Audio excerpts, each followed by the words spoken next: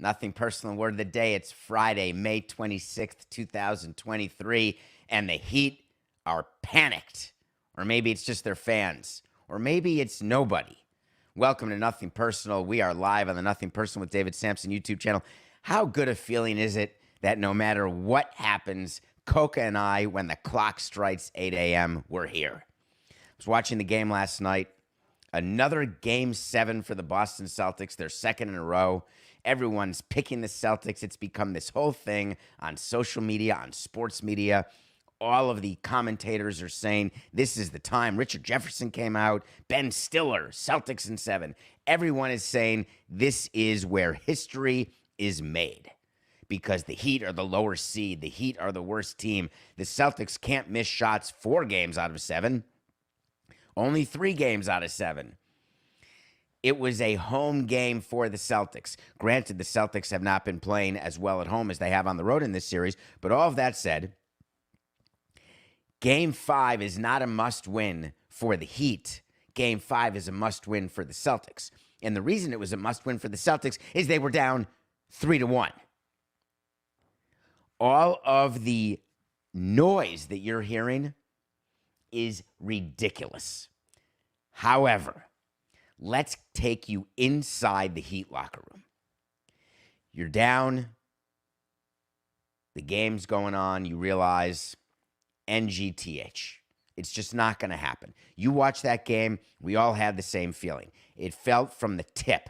There was something there that this was not going to be their moment to win on the road for a third straight time. Now, winning on the road 3 straight times in a series, not all that easy, not all that common, but let's forget about that. This is just a single road game. Let's pretend this is an individual spin of the wheel. A Game 5, a Game 5. Pretend that it's 2-2, 3-1 Boston, 3-1 Heat, doesn't matter. It's Game 5 in Boston. When the game starts and you realize it's not going to be your day, you call a couple times out. You talk to the players in the huddle. You hope that there's a run. You hope there's a turnaround. But deep inside, when you've got a 3-1 lead and you're on the road in Game 5, there is a sense of urgency that is not there.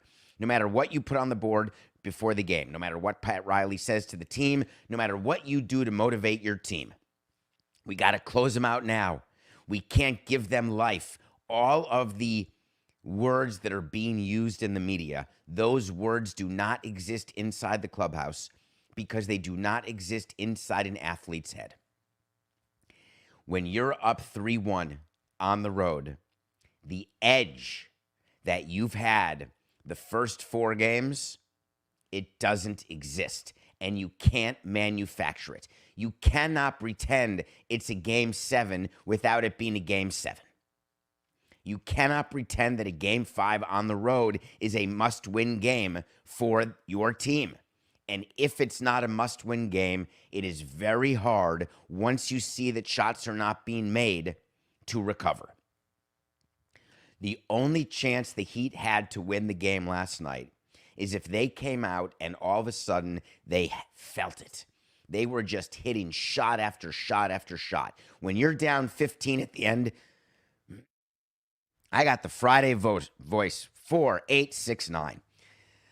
Panic. Nothing personal. Word of the day. It's May 26th, 2023. The Heat should not be panicked. When you're down 15 points at the end of the first quarter, that's it. Turn it off. Go watch the newest episode of Dave. Go get excited for the finale of Love and Death or Mrs. Maisel. You do not need to watch the rest of this game. Let's talk about what it means, though. Do you hear that? That's what it means. Losing Game 5 in Boston, that's what it means to the Heat. Hold on. Listen for it. Here it comes. Shh. Shh. Nothing. Before a series starts, you're sitting with the coach and the GM. You're going through your pitching plans. You're going through what the series looks like if it's the NBA or the NHL. You're going through whether or not you're starting on the road, starting at home. You're looking at you're basically planning out the series. You're planning it out with your players. You're planning it out with your coaches. I don't care what the sport is.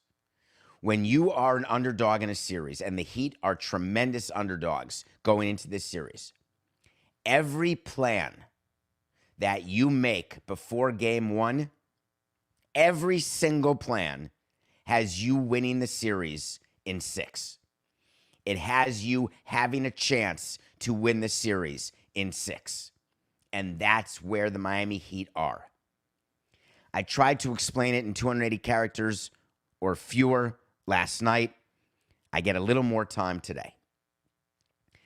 When as an athlete or as a front office, you have something that's going according to plan, one of the most important parts of keeping that plan going is understanding that losing is part of a plan.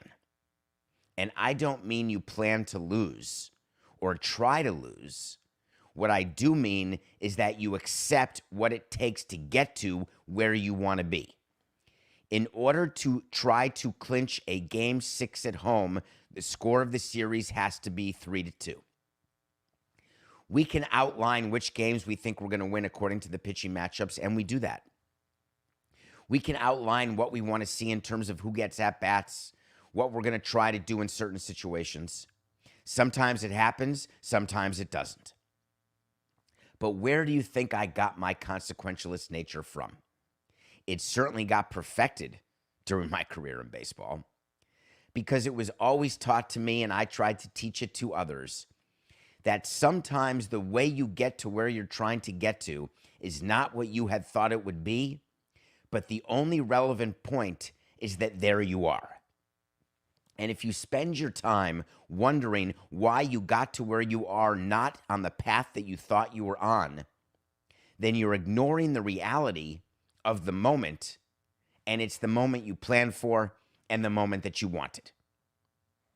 The Miami Heat got onto the plane last night from Boston. They flew home to Miami with not 1 ounce of panic. 0. Not one player, not one coach, not one Pat Riley, not one Bob McAdoo, or one Alonzo Mourning. They go into Game 6 tomorrow night, Saturday, May 27th, with an opportunity to close out a series in the way that they had wanted.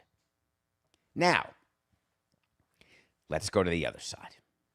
The other side is the reality that the Boston Celtics have all the momentum. The Heat won the first 3 games. The Celtics won the last 2 games. The Celtics are all of a sudden not turning the ball over. The Heat are turning the ball over. The Celtics are all of a sudden shooting 3-pointers and making them to the tune of 34 for their last 83. The Heat are not hitting 3-pointers. They've only hit 17 in their last 55. Jimmy Butler had a terrible Game 5, scoring 14 points. It looks like the Heat were giving up. It is the end of the world as we know it. How can the Heat feel fine? Well, in the last 149 times that a team had a 3-0 lead, they lost the series exactly 0 times. But what if I told you only 11 times was there even a Game 6? Does that mean you panic? What if the Heat lose Game 6? Then we go to a Game 7 in Boston. That's it. Well, 3 times a team with a 3-0 lead went to a Game 7, and they won. Why? Because no one has ever won down 0-3. Is this the time that it happens? All records are broken. All things that have never been done eventually get done. Is this the moment with the number 2 seeded Boston Celtics, clearly the better team, taking advantage of possibly having 2 more games where they hit shots? Are we witnessing history? Therefore, should it be time for the Heat to panic? That's not how teams think. It is the biggest difference between fans, media, and players and organizations. With the way we feel as fans, that's not what goes on inside the clubhouse. Not one member of the Heat is thinking to themselves, wow, we could be in the middle of history being made against us. Not one. Not for a second. It's not even discussed. They go into the game tomorrow night with full confidence that they're going to win, backed by nobody. Vegas has the Celtics favored by 3.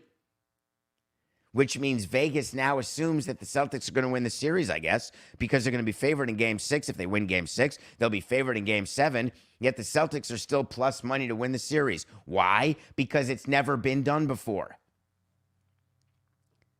Professional athletes do not panic. We do as fans. Professional athletes do not give any thought to history. We do as fans. Professional organizations do not spend their time trying to beat odds, trying to avoid making history.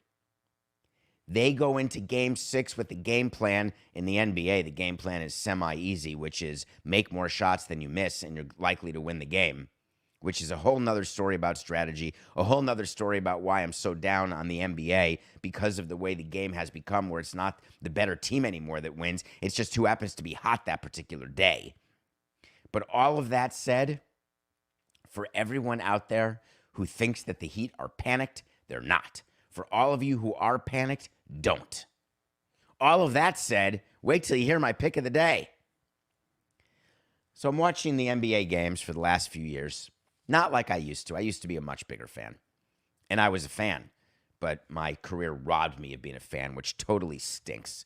Trying to get it back. I tried to get it back with the Knicks, and it didn't work. I went full Barry Manilow. Tried to get the feeling back again and couldn't. But now, I'm beginning to fall back in love. And I'm looking at the game, and I don't love what I see.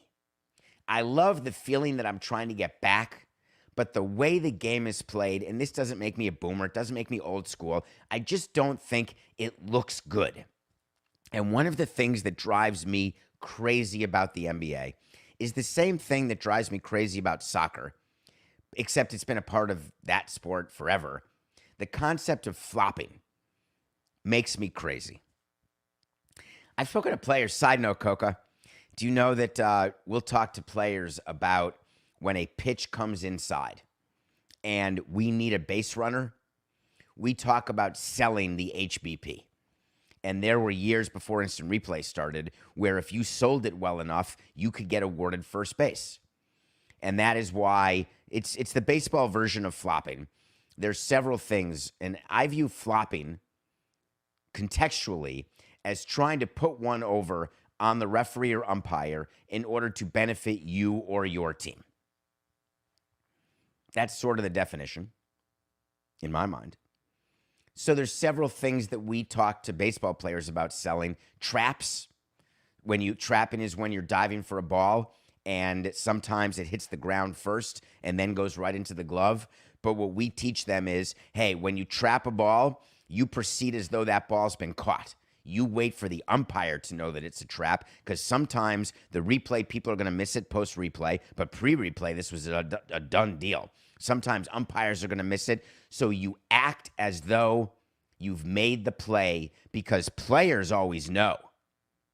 Players know whether they've caught the ball. Players know whether they've been elbowed in the face. Players know whether they've been hit by a pitch. But we teach them to act.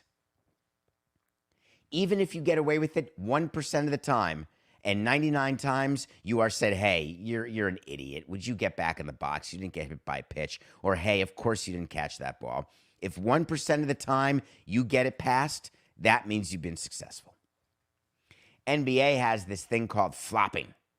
So does soccer. Flopping is when there's some amount of contact, sometimes there's zero contact, and a player acts like they got hit by a truck. They always end up, like on this picture, if you're on Nothing Personal with David Samson, arms out like an airplane, legs up in the air as though you've just been hit by a train. Or the push in the back one is one of my favorite ones. When two people go up for a rebound and they realize that the one in front can't get the rebound, so the guy in front then lunges himself forward as though he's been pushed in the back. That's a good one. You have to have the concomitant facial gestures. You have to sell it, I need grimacing. I need you to hold the part of your body that's hurt. I need you to stay on the ground until you get the call. In baseball, you put the bat down and start going to first base. You trap the ball, you throw it in, you throw it behind the runner, trying to get the runner doubled. You act as though the action is as you want it to be, not how it actually is. The NBA is getting together, according to Shams of The Athletic. And the competition committee, that's the same thing we had in baseball, that's getting together, trying to make the sport better, trying to look at rules, trying to think, is this the game that fans want? Is this the game that owners want? The competition committee got together in basketball, and apparently they're considering an in-game penalty for flopping. If you engage in flopping and you're called out on it, it will be a technical foul. Not good enough. If you want to stop players from pretending that they are hurt or pretending that they have been physically assaulted, you gotta make it hurt them. A technical foul, one shot, forget about it. I got a way better plan. If you are caught flopping, the other team, will get 2 free throws and the ball. We're gonna make it like a flagrant foul. The only way to stop players from trying to get calls like that is to make it so when they don't get the call, it actually hurts their team in a significant way. So, for example, if you pretend to get hit by a pitch and you start running to first base and you weren't hit by a pitch, that should be an automatic strikeout. And you're going to say I'm overreacting. But one of the things that I try to do on the competition committee is eliminate things that make the game worse. When you're watching basketball, are you happy to watch these flops? Does it not annoy you? Do we not yell, what a crybaby, get up? And sometimes we see the referees doing that motion with their hand saying, get up, I saw that you weren't hit. Well, we're going to make the punishment so significant that the only possible way that a player would still flop is if they're stupid. But we'll coach players not to be stupid. What about the flop that is not a flop, where there's actual contact? Don't worry, I got that covered too. We're going to make a separate set of challenges. You get the FC. You get 1 FC per game. The flop challenge, where if you can prove by instant replay and video replay that in fact it was not a flop, you get your challenge back, you get the ball, and you get a free throw. So the one free throw that they want to give to the team who gets flopped against, I want to give one free throw to the flopper. Because if you get called with flopping, you challenge it with a flop challenge, and it turns out you weren't flopping, I want to reward you for that because you're being honest. I want to reward players for doing the right thing because all these executives like me and all these teams and all these managers and players, they're all trying to get one over on the referees and the umpires. Let's change the behavior. And there's only one way to do it, with penalties, meaningful penalties. I'm going to give you a wait to see about flopping. The flop rule is going to pass.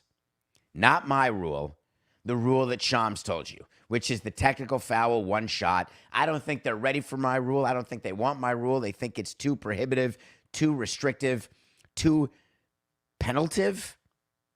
I'm having a Friday brain moment. It's too big a penalty. So wait to see when I tell you something's going to happen. If it does, great. If it doesn't, great. Here's what's going to happen. The flop rule will pass before next season, and you will see technical fouls called, but I don't think players will change their behavior until the penalty gets even more severe. We'll see what happens. All right, when we come back, we're going to review a miniseries that just ended starring Elizabeth Olsen and Jesse Plemons called Love and Death. And then we got a great question. Here's a way to get on the show if you want to get it, so you want to talk to Samson. If you're from Wisconsin, you have a leg up already. We'll be right back.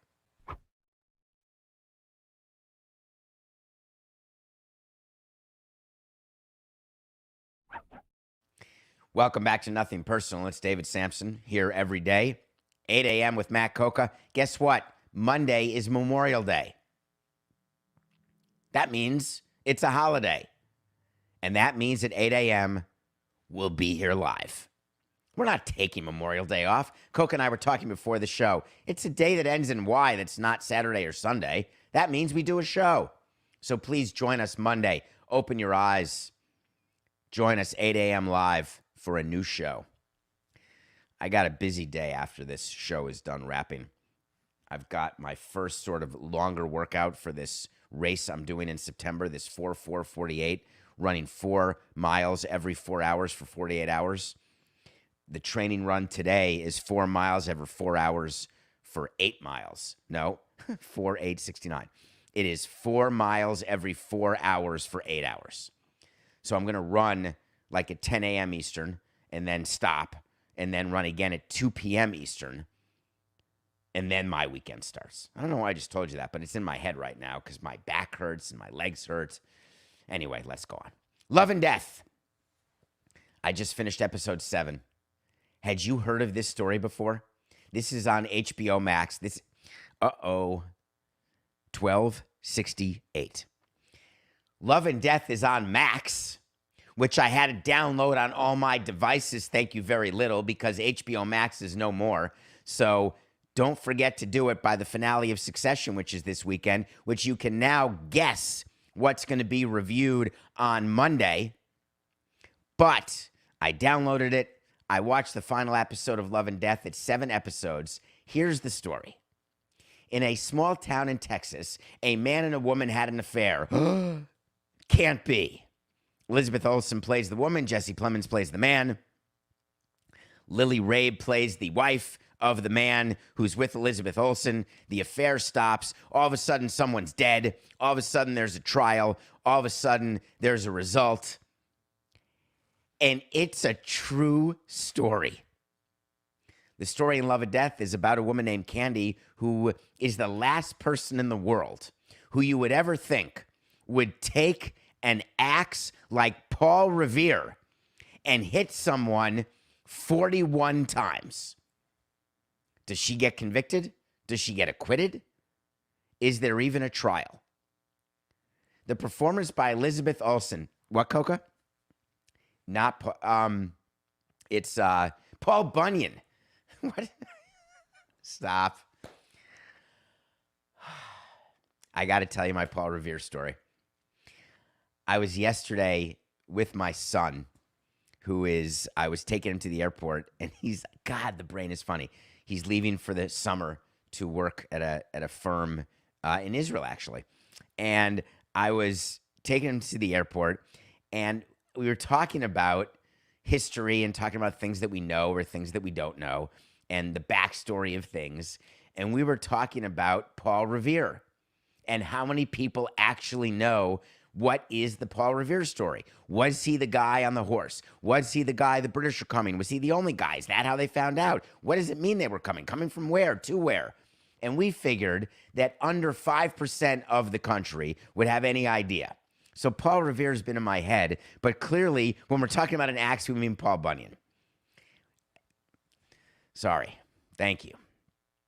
So a Paul Bunyan-like axe murder, and during the course of the 7 episodes, you learn how this story happened, how the affair started, what happened after the affair, what the crime was, and the finale is a pretty big detail about what happened the day of the crime.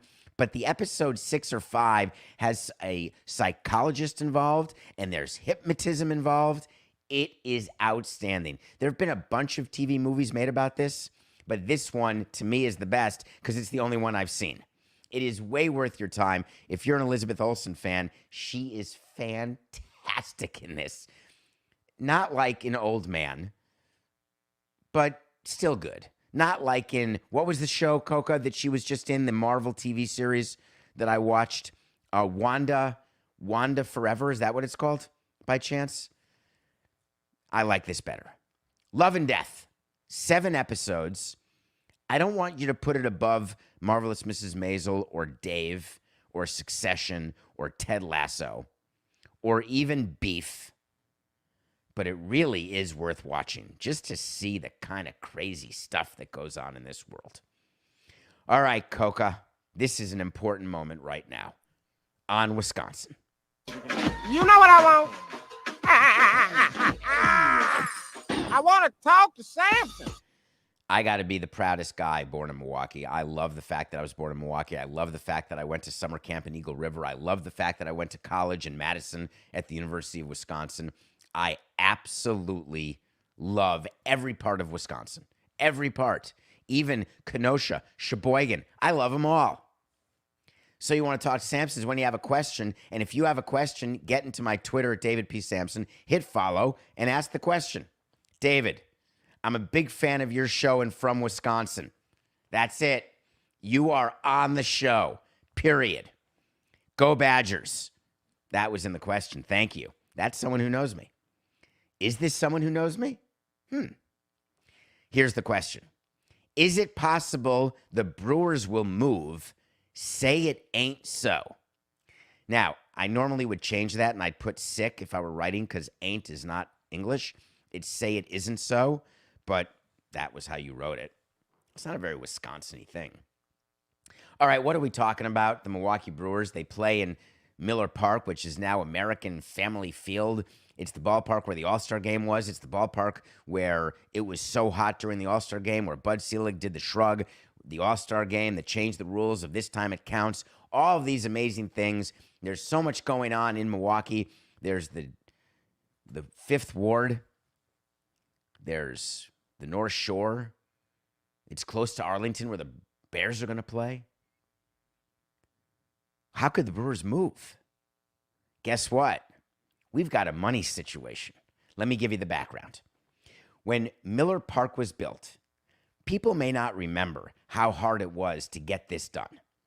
Bud Selig was able to cut a deal. He was the owner of the Brewers before he was commissioner. Even during commissionership, he was the owner of the Brewers, but they called him the interim commissioner in order to make it okay that he also owned a team.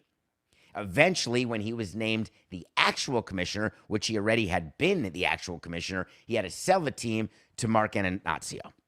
But Miller Park was built when there was a brand new tax levied upon not just the people in Milwaukee, but in 5 counties surrounding Milwaukee County. And that tax revenue from a brand new tax was used to fund Miller Park. Let's just call it to fund Miller Park, if you don't mind. It passed. It was difficult. There was a fight. Somehow Bud Selig ended up not becoming unpopular. Somehow the team president did not become unpopular. Somehow they found a way to realize that having the Brewers in Milwaukee made a whole hell of a lot of sense. What they didn't find a way to do was figure out how to fund capital repairs when the Capital Reserve Fund could no longer fund capital repairs. Does that sound familiar? That's the Marlins deal I cut. We said we have a 38-year lease. We'll figure out how to fund the first 10 years. But after that, hey, we'll figure it out when it happens. There's been silence in Miami as to what's happened because Marlins Park is more than 10 years old. But the reason why you kick the can on that issue is because the team does not want to agree to fund repairs going forward, and the county, the public, does not want to agree to fund repairs going forward because there's no revenue stream in the current day to fund that future obligation. And the team doesn't want to have that future obligation on its ledger because it quashes the value of the team and it hurts the cash flow of the team. So what do you do to get a stadium deal done? You ignore it and you worry about it when the time comes. In Arizona, the time came a year ago where Arizona, the Diamondbacks said, hey, if you guys don't build us a new stadium, then you better come up with a way to give us $1 billion to fix this Chase Field because it's no longer state-of-the-art, no longer good enough. And we don't know where it's going to come from, but we're not doing it. We may move like the Coyotes, but we're not funding renovations to this field. And now in Milwaukee, we're hearing the same thing. The Brewers are saying we are not going to fund renovations. The Democratic governor had a deal in place. They were going to finance $448 million in long-term renovations, making sure the Brewers stay in Milwaukee, and the Republicans in the state legislature and locally have said, no merci, we ain't gonna do it. So guess what happens? In comes Commissioner Rob Manfred.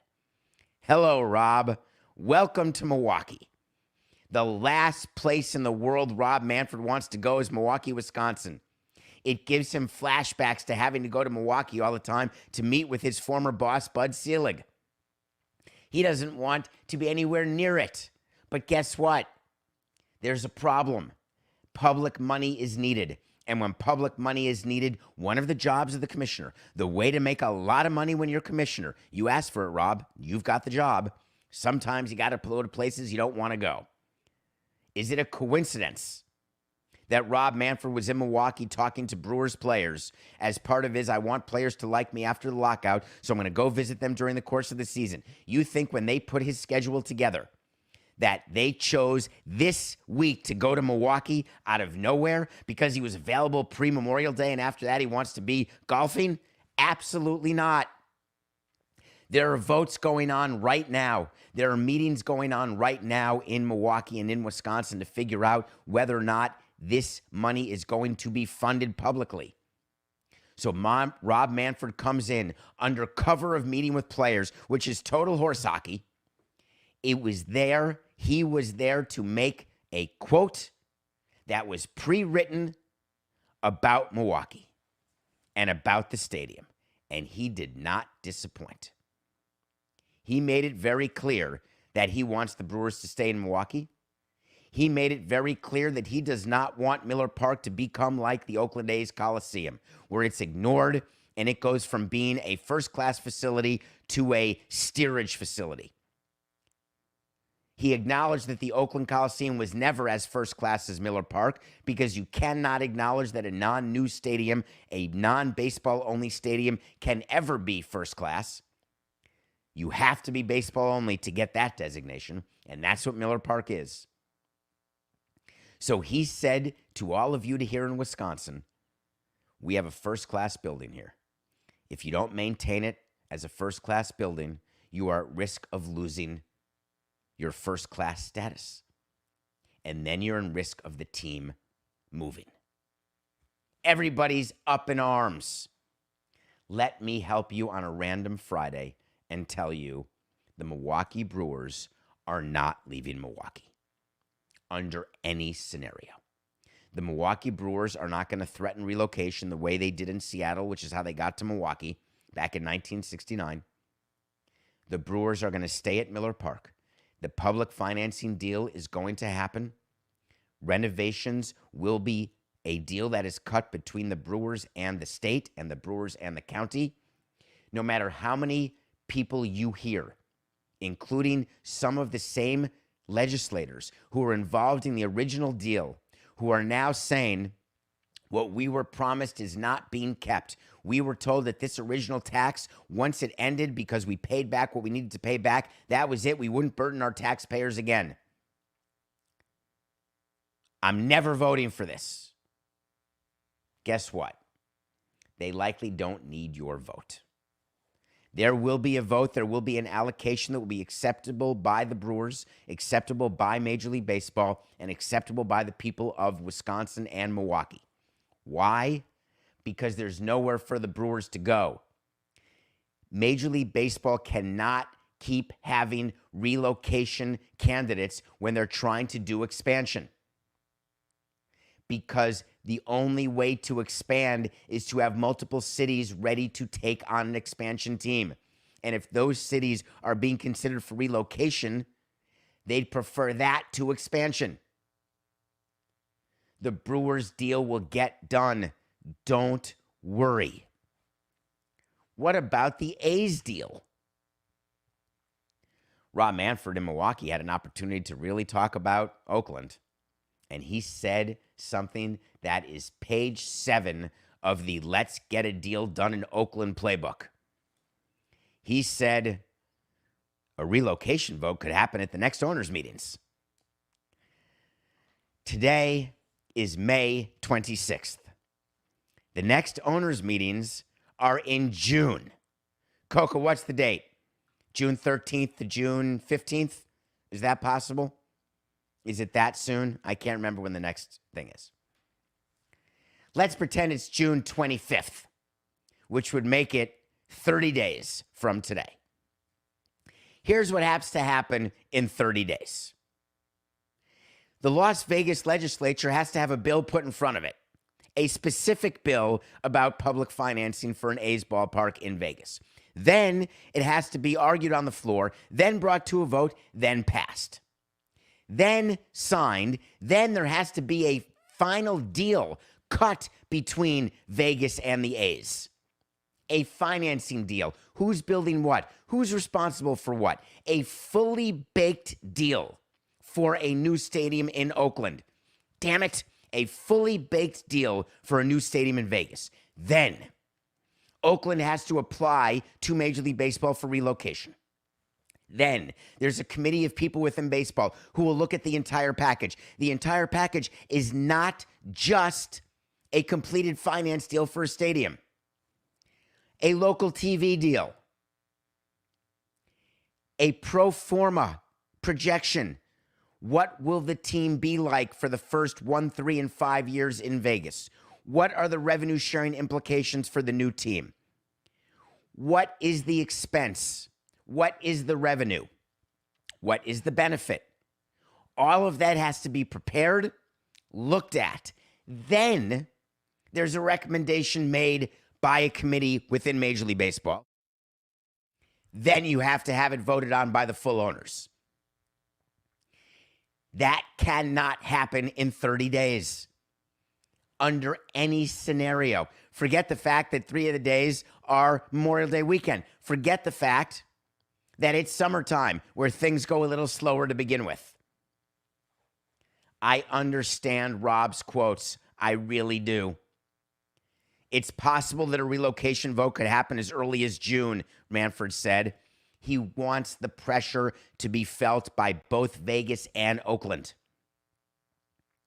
He had to acknowledge that it's very difficult to have a timeline for Oakland until there's actually a deal. He buried the lead thinking that we weren't going to pay attention.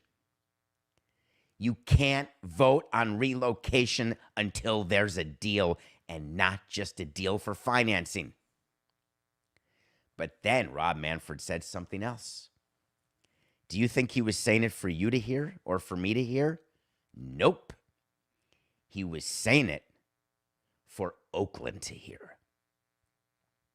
When asked whether it was possible that the A's could stay in Oakland, he said, I think you'd have to ask the mayor of Oakland that. She said she had cut off negotiations after an announcement was made in Vegas. I don't have a crystal ball as to where anything's going. There's not a definitive deal done in Vegas. We'll have to see how that plays out. I think everybody's watching Nothing Personal. That's my takeaway. Because I've been saying the same thing for years now. The most likely scenario is a last-minute deal to keep the team in Oakland. This Vegas deal is not close. And what's so bad about this situation is that for expansion, baseball's getting a sneak peek as to the difficulty in getting stadium deals financed anywhere. And expansion can only happen with public financing for a stadium in the city where there's going to be expansion. And baseball doesn't want Vegas to be off the list for expansion. The best way to not get turned down by the state legislature in Vegas is to not have a bill for them to consider. And the best way to have them not have a bill to consider is to have a deal done in Oakland, where the reported gap between the A's and the city of Oakland was smaller than what the A's have given up in Vegas from what their original deal was to what their current deal may be. Think about it. It makes no sense. Or dollars. I'm going to give you another wait to see, actually, if you don't mind. This is my second wait to see of the day. I told you the flop rule will pass. I want to give you a second wait to see. And this is an official wait to see. There will be no relocation vote at the June 13th to June 15th owners' meetings. There'll be discussion, no doubt about that. But an actual vote by the 30 owners on the relocation of the Oakland A's to Las Vegas will not happen at the June owners' meetings. And you can book it. All right. Nothing personal pick of the day. We had the Celtics -8 over the Heat. How did we do? We won. We had the Mets beating the Cubs. How did we do? The Mets crushed them. We won. We're 80-78. The Mets-Cubs, I never viewed as a major rivalry the way I view sort of Dodgers-Padres or Yankees-Red Sox or Mets-Yankees. Marcus Stroman has tried to make the Cubs and Mets a rivalry. Marcus Stroman had a few funny words to say after he beat the Mets. He was pretty exuberant in his victory, but he's like that. Outspoken player, loves showing how enthusiastic he is. I'm trying to be nice here. I'm not a huge Marcus Stroman guy because I believe that his passion far outshines his talent. But all of that said, what Marcus Stroman did is part of the game. It is totally reasonable if you beat your old team to show emotion. We had a pitcher who showed a ton of emotion. It got him in trouble sometimes, but he showed a ton of emotion. We had a bunch of pitchers like that. We'd call him, what a red ass was the expression we would use. Not like a red neck. That's not a nice expression. We don't say that. Red ass is someone like who has a burr up their butt, someone who just gets really into the competition, who really likes the idea. And I don't mean the Trevor Bauer sword celebration. I just mean someone who, when they win or when they get a big out or a big strikeout, they let go emotion. They're excited. They're competing. They want to win. You don't think players, when they've changed teams, want to win against their old team? Of course they do. Marcus Stroman wants to beat the Mets, and he beat the Mets. What's the big deal? Then some anonymous Met player says, well, we don't like that level of showmanship. That really ticked me off. I think the Mets should be much more focused on the fact that they're a mediocre team. We already covered the Cubs this week on the fact that they're a mediocre team. So anytime you have something to celebrate, you might as well celebrate. I get it. But spending the time worrying about what another team is doing, Buck Showalter, not my favorite manager, but boy, did he have it right. You don't like it? Do something about it. Play better. Hell yeah. That's my view of that. So we're 80-78. What do we got this weekend? Ooh, we got the Apple TV game. Who has Apple TV? I started watching Silo. I'm going to try to watch part of that this weekend. That's a new show on Apple TV Plus. And we're getting to the last Ted Lasso. There's going to be no Ted Lasso and no Succession and no Dave all in the same period of time. I am going to be despondent. I can feel it already, like my tummy hurts a little bit. Yankees are underdogs against the San Diego Padres because Joe Musgrove is pitching and the Yankees have a rookie going. The Padres lineup stinks. Yankees plus 105 at home against the Padres? Clearly I'm missing something, but not anymore. We are taking the Yankees plus 105. That's tonight. What about tomorrow? All right, let's talk about it to end the week. The Celtics are favored by a field goal over the Heat in Game 6. It's in Miami. If the Celtics win, there's a Monday night Game 7, and we know how that goes. If the Heat win, they're going to Denver. They make the finals, and all this talk of panic and all this talk of blowing it, it all goes away because history is history. You can't lose a series when you're up 3-0. What will sports talk shows ever have to talk about if the Heat beat the Celtics? I guess the firing of Joe Mazzulla? Here's the problem. The Celtics are going to beat the Heat in Game 6. I'm so sorry, Miami. You know I love you. You know I'm rooting for the Heat now, for sure. As much as I didn't root for them when I was with the Marlins, that's how much I root for them now. Celtics are giving 3 to the Heat. Way better team. They can smell it. And I told you that's a bunch of horse hockey. But now I'm looking at this Game 6 matchup, and I'm looking at the fact that Gabe Vincent, who's actually an important role player, likely is not going to play. And if he does play, he's going to be hobbled. Jimmy Butler, God knows what's going on with him. You don't know what you're going to get. Brown and Tatum, there's this feeling that if you start hitting shots, you don't miss. And it's only 3? Celtics -3 over Heat. So we get, on Memorial Day, a Game 7 where all the people who are taking off are going to have to work. I love that.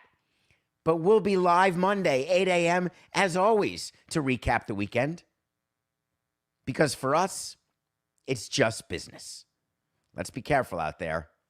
This is nothing personal.